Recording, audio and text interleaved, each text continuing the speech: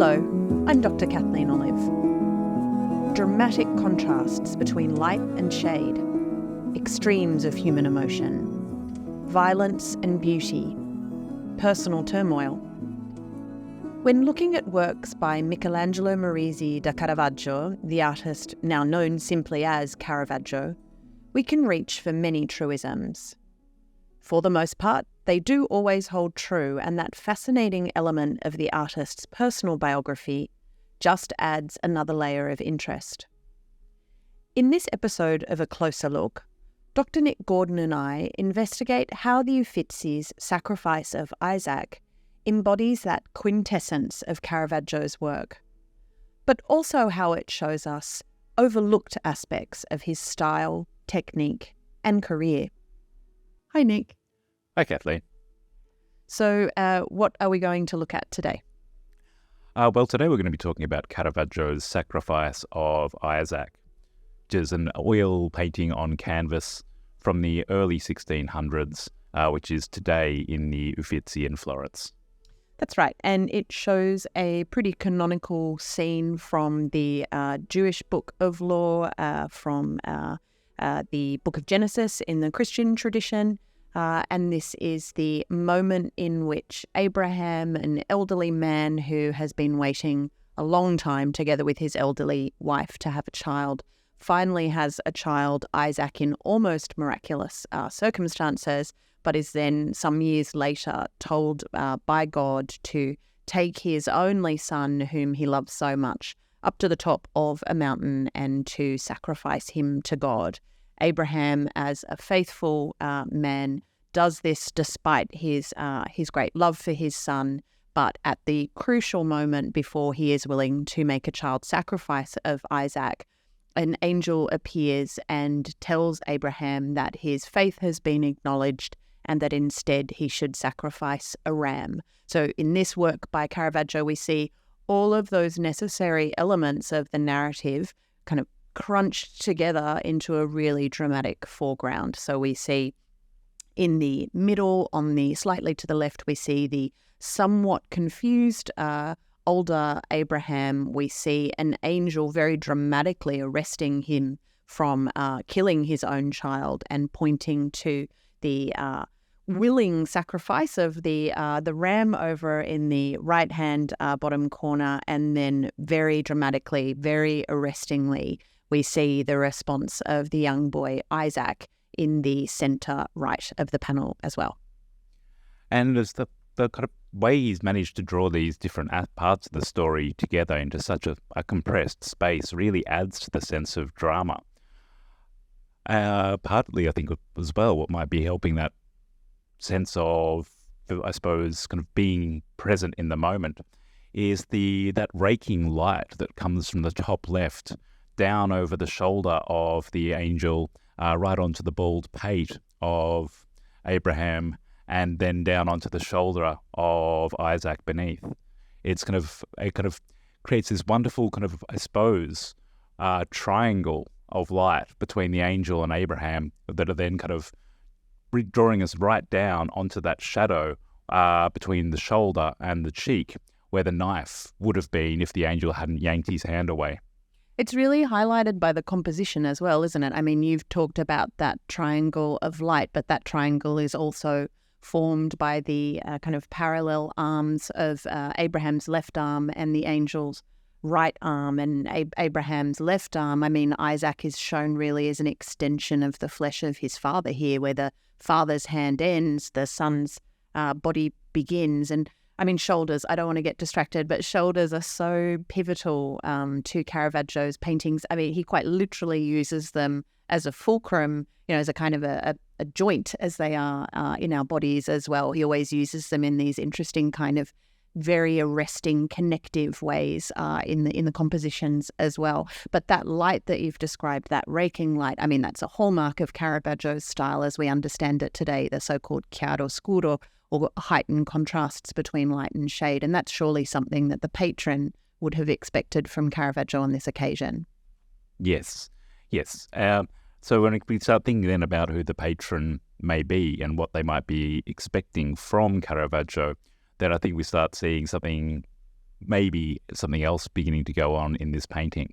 So who about was the patron, Kathleen?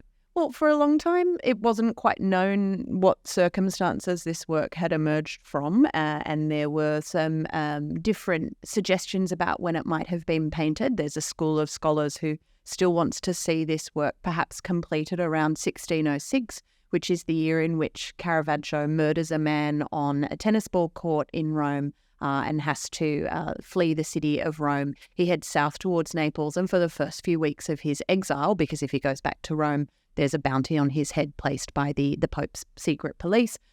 He instead shelters before reaching Naples in the Castelli Romani, or the volcanic hills south of Rome.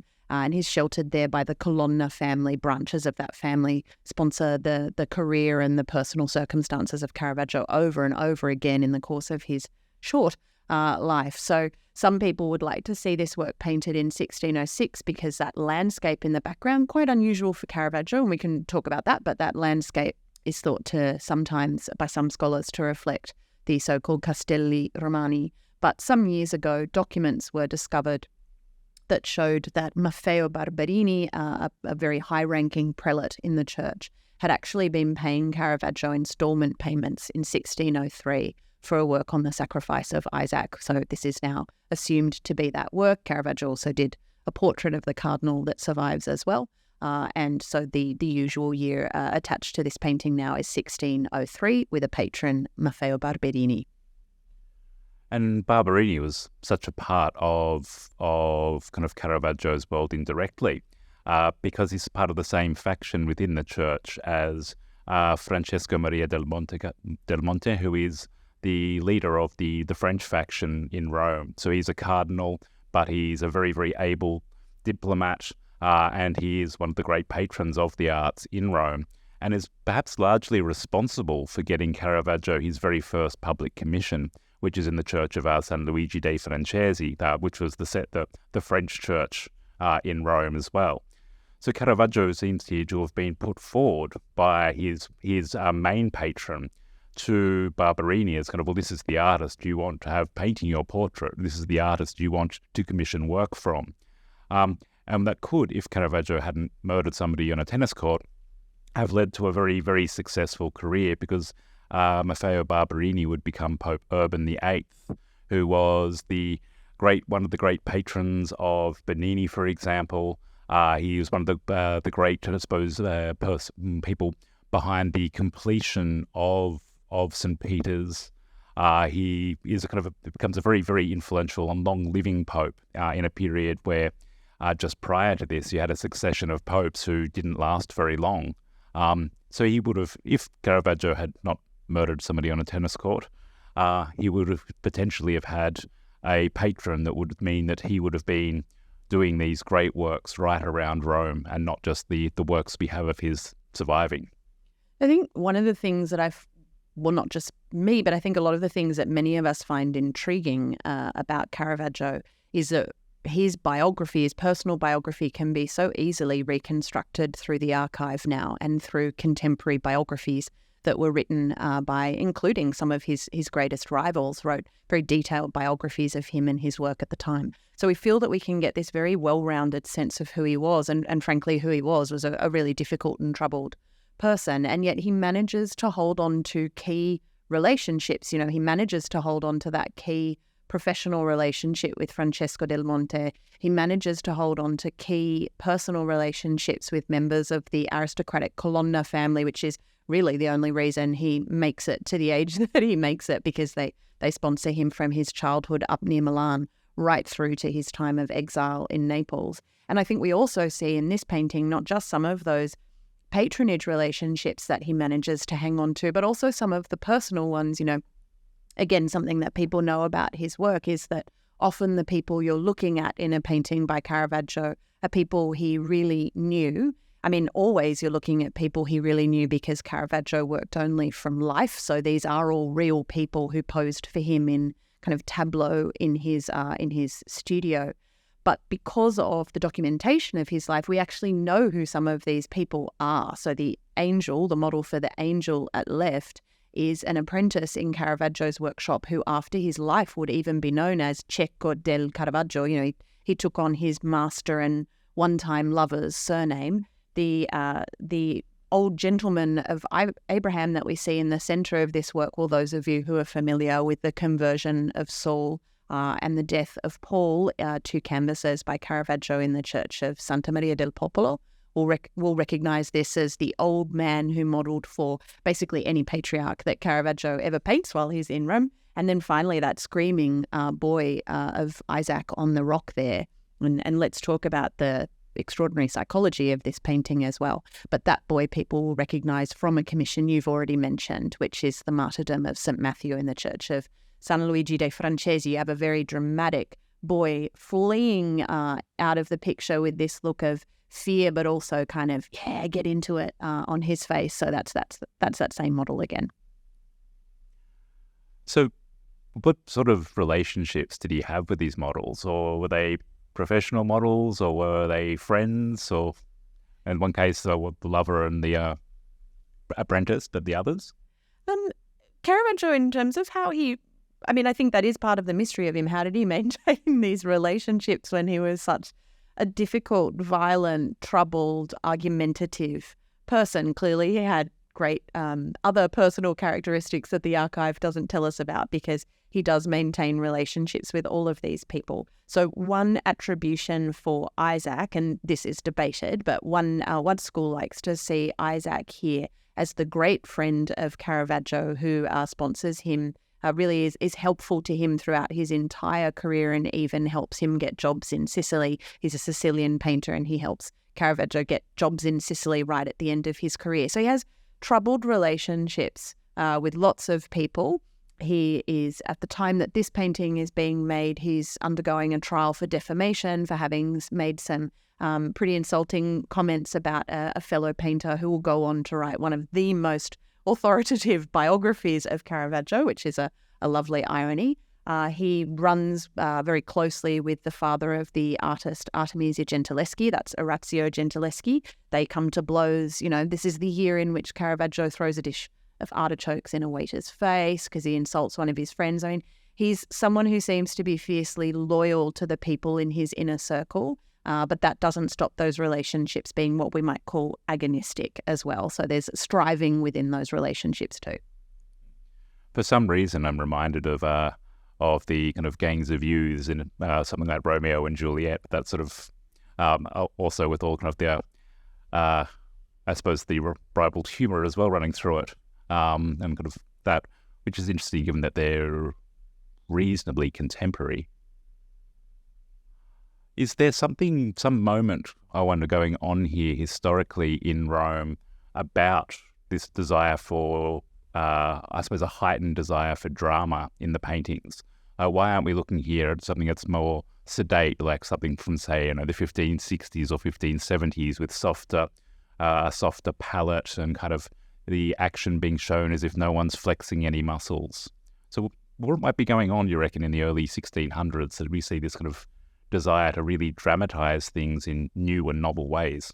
Well, let's write a whole book on that question, Nick, because that's a big question. But I think I would say, firstly, I would want to say that Caravaggio is so popular today that he has, in a sense, obliterated our knowledge of other types of painting that were being made at that period, that same period. So the kind of sedate, tending towards neoclassical, pastel-toned, almost effete art that we would associate with the later Baroque it is also being made in this period by, for example, Caravaggio's great professional rivals in Rome, the Carracci, who really develop that neoclassical style that's coming. So the first thing I would say is Caravaggio's dramatic style, theatrical style, has in some senses kind of deadened us, dulled our knowledge of the range of styles that were available at this time.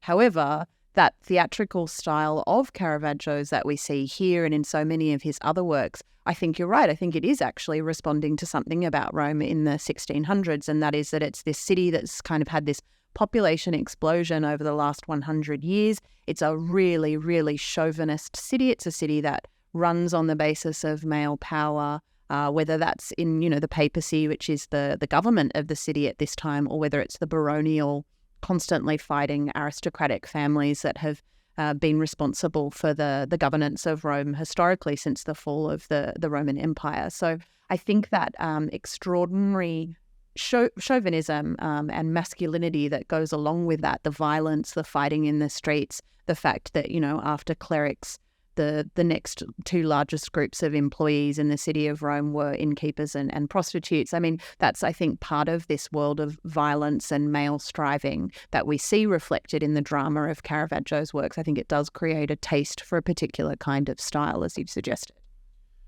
And a lot of that, too, is coming through in his ability to capture the psychology or the different psychologies that you mentioned at the beginning. That kind of Isaac does look like he's terrified. And Caravaggio has obviously, I think, seen what a look of terror might do to someone's face. How would that be expressed?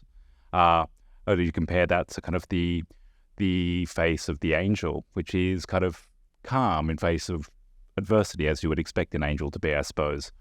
But oddly, he somehow manages to imbue the ram with psychology as well. And that's a wonderful attentiveness to an animal as a being that can also experience internal states, that it isn't just, it's not just a future soup. I think the ram is really, the ram is really key here, because for Christians, the story of the sacrifice of Isaac is a foreshadowing of the story of God, the Father being willing to sacrifice his only Son, Jesus Christ, for the redemption of sinners. And so the ram that takes the place as a sacrificial animal for Isaac is a foreshadowing of the role that Christ would play. The ram here is actually a stand-in for the sacrifice of Jesus Christ. So it can't just be a ram. It has to be something that has a humane aspect to it as well. And I think you can see how Caravaggio's done that by giving Isaac and the ram very similar eyes, even down to the glint of light in their very deep, dark coloured eyes. But also the movement of their heads. You can see it here. They're interlocking pieces. You can't get the shape of the space around Isaac's head if you don't have the shape of the ram's neck and snout, if that's what you call a ram's mouth, stretching up and over the head of Isaac. So, yeah, I agree with you. I think the ram is a really, he's also a visual full stop. He's where that diagonal you described ends. So don't worry for Isaac, because when your eye sweeps past the screaming boy, it is arrested by the ram who's going to step into that place. But I think the dynamic between Abraham and Isaac here is very, very interesting. You've described the angel as almost impassive. He I'm calling him he, but he's a she, he, he's without gender. Let's call him he, though. He's impassive because he's not human. This doesn't worry him. This doesn't concern him. He knows how it ends. He's the messenger of God. He should be impassive. But Abraham is far too keen to use that gleaming knife. The angel has had to actually hold Abraham's hand to prevent him using that knife. The thumb on Abraham's left hand is pressing so uncomfortably into the face of Isaac. And Isaac's face, to me, doesn't just seem to have the fear of impending death, but also has a kind of a psychological fear, as almost what we might today think of as a Freudian fear, that he sees that his father is actually willing to do this. It's not just that he's about to have his throat slit, but it's that he's about to have his throat slit by the person who should protect him and love him more than anyone else. So there's a deep kind of psychological drama and tension, I think, in that stretched out physical relationship here between Abraham and his son. And then, so as we could add to that then, that the way that the ram is reaching over Isaac's head then kind of just amplifies the theology, I suppose, behind this, which is interesting because often when we think of Caravaggio, we hear stories about kind of a ruffian who was a very talented painter, but just kind of, when he's not painting, was probably in a fight, throwing artichokes, screaming at people on the streets, running around with a sword, doing things that you're probably not meant to do. But the way we're thinking and talking about this painting suggests that, on the other hand, Caravaggio is selected by people to paint religious paintings because he understands deeply the theology and the spirituality behind that work. I think that's a really underrated dimension of what he does, and we talk about the ways in which his religious paintings were in this precise period of time. He comes up with a number of really significant commissions for quite public, for want of a better word, spaces in major churches and chapels in the city that are ultimately rejected by their church patrons for not being orthodox enough. So I think that's kind of coloured our understanding of the intellectual dimensions of Caravaggio's work. But as you've pointed out, they are immediately understood for their value by other people, by the princes of the church, who snap them up very, very quickly when they're rejected by others, or they're snapped up by other great artists, such as Rubens, for example. So there's clearly a recognition amongst the most educated and visually sophisticated class of patrons in Rome at this time, that not only does the drama and theatricality of Caravaggio's style really amplify the spiritual drama of the scenes that he's showing, but also that he does have a really nuanced understanding of the philosophical or, as you've said, theological underpinnings of the stories that he's conveying. Which I suppose is another side of his enigma, that kind of somebody who is obviously understanding at a spiritual and philosophical level is also the man kind of murdering somebody on a tennis court. That we have a painter who is a great, who able to produce this great, I suppose, novel style, even though that's a style that can only appeal to in his own life, a relatively small group of people, yet we come to see that as being, this is what the period was about. Yeah, I think probably, by way of conclusion, I think we really respond to Caravaggio as a person, as an individual human, because of what we can know about his biography. But I think what you've shown is that it's also clear that people at his own period really responded to the multiple levels of meaning in his work, one of which is the way he is also, I think, unerringly able to reflect the complexities of being human. Well, thank you very much for bringing this Caravaggio in. Thanks, Nick. You've been listening to Limelight Arts Travels podcast, A Closer Look. It was recorded on the lands of the Gadigal people of the Eora Nation, and we acknowledge and pay our respects to the traditional custodians of this land and their elders past and present.